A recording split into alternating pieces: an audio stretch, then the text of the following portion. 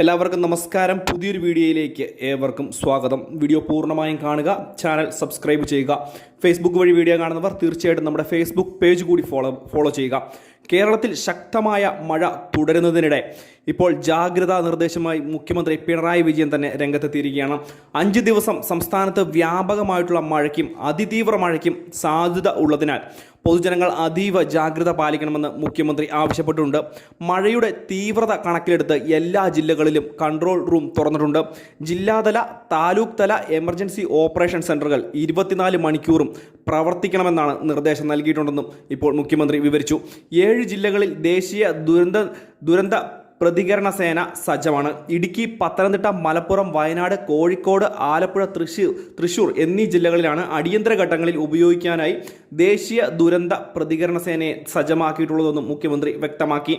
കൂടാതെ തന്നെ അടുത്ത 5 ദിവസങ്ങളിൽ ശക്തമായിട്ടുള്ള മഴ ലഭിക്കുന്ന സാഹചര്യത്തിൽ പൊതുജനങ്ങൾ പുറത്തിറങ്ങുന്ന സന്ദർഭങ്ങളിലും അതുപോലെ തന്നെ വെള്ളക്കെട്ടുകൾ രൂക്ഷമായിട്ട് ഉള്ള സ്ഥലങ്ങളിലുമൊക്കെ താമസിക്കുന്ന ആളുകൾ അതീവ ജാഗ്രത പാലിക്കണം.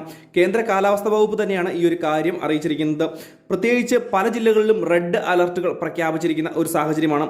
കൂടാതെ പല ജില്ലകളിലും തന്നെ ഏകദേശം ഭൂരിഭാഗം ജില്ലകളിലും ഓറഞ്ച് അലർട്ടും പ്രഖ്യാപിച്ചിട്ടുണ്ട്.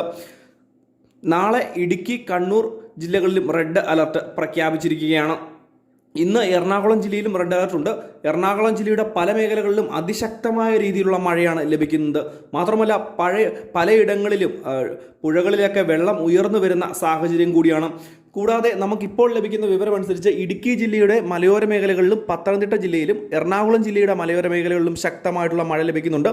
കൂടാതെ പലയിടങ്ങളിലും അതിശക്തമായിട്ടുള്ള രീതിയിൽ കാറ്റ് വീശുന്നുണ്ട് എന്നുള്ള റിപ്പോർട്ടുകളാണ് വരുന്നത്.